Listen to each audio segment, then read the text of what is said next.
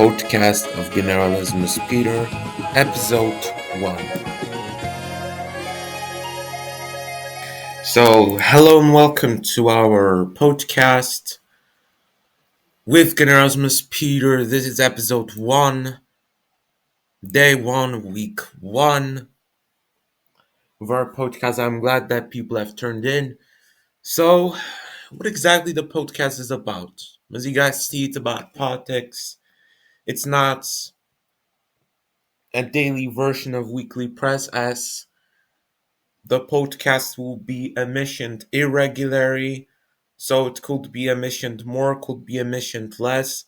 But what is important is that it will be emissioned at least once a month or so, more or less. But let's get right into our podcast. So, first thing is, what will be 2024? Because New Year had begun last year. There were many changes, as you probably know, in Poland, in Czechia as well. There was Petr Havel elected for president, and right now it is not easy to say what exactly the year 2024 will be, because it's basically one of the many, like actually one of the few years in our calendar in which we don't know how exactly the year will be. But what we know is that Russian presidential elections will happen normally. But so far, we don't know what their results would be. We don't know how the elections will take place at all. Also, it is time of United States elections and also Venezuelan presidential elections.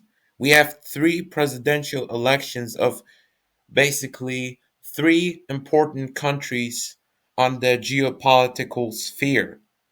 And basically, that will make an interesting 2024. Well, I will spoil something. In 2025, we have presidential elections in Poland and Belarus. Also, two important countries in the geopolitical sphere, after all.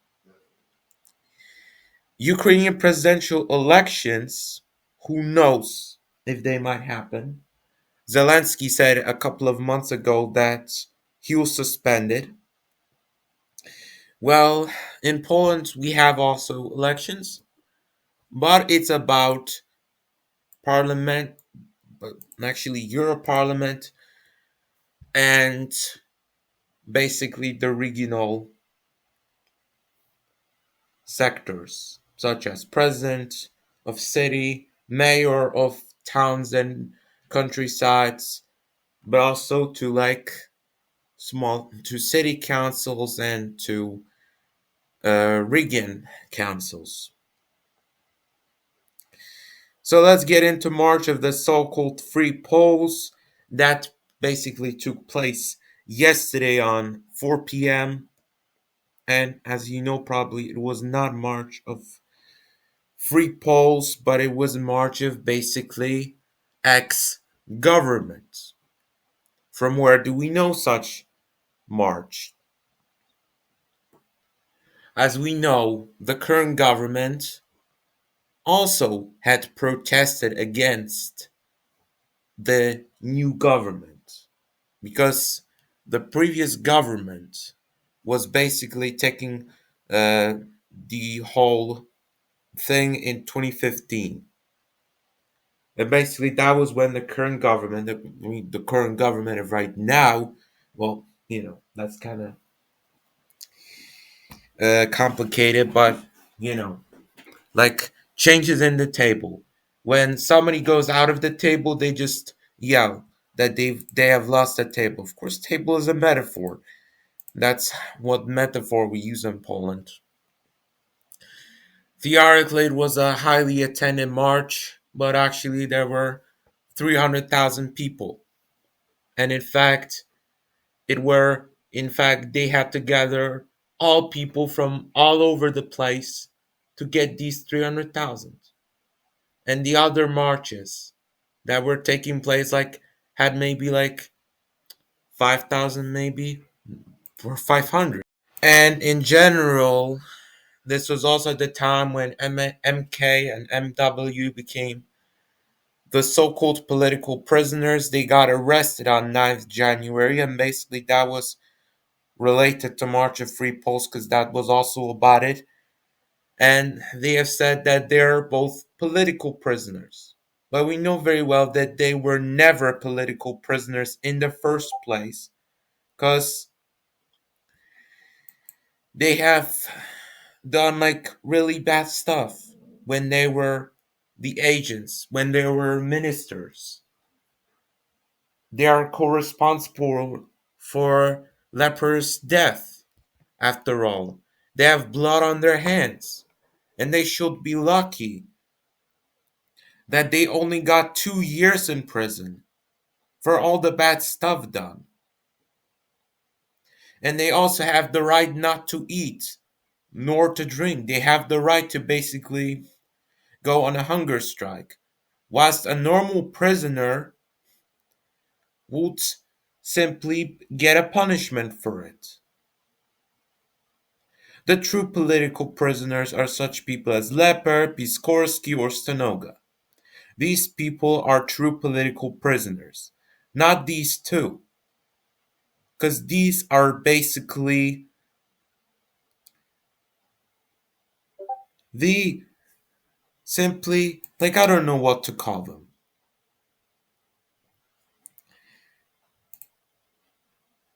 And now we're talking about changes in Polish education. So, as you know or may not know, there will be changes. Who knows what will be there from next school year, but we know that grades from PE, crafts, art, and music are about to be gone. Well, three of these are only in primary school, so that doesn't make a big difference.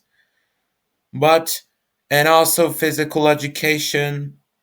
In physical education, there is there's a mandatory thing in grades anyway that you have to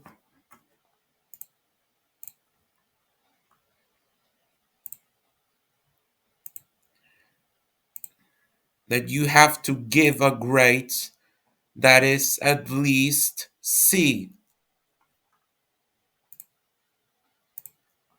So, like, I don't know if these are big changes, but hopefully there will be actual changes. Also, Ukraine are about to lose war. Finally, the West admits it, basically. Like, they haven't been admitting for this whole time. They have been saying that Russia cannot get Ukraine.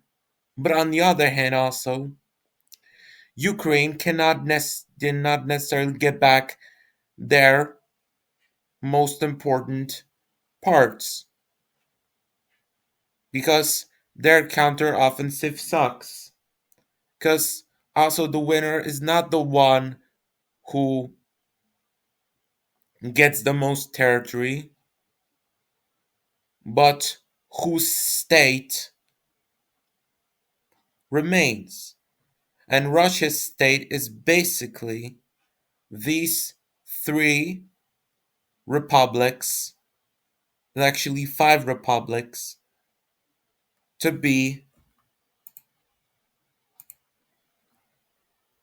simply as parts of Russian Federation. And they are legally as part of Russian Federation. And in my opinion, it's very good that finally the West realizes it. And hopefully the West will also realize that these territories are part of Russia. And not just realize that Ukraine is losing this war. And that was it for our podcast.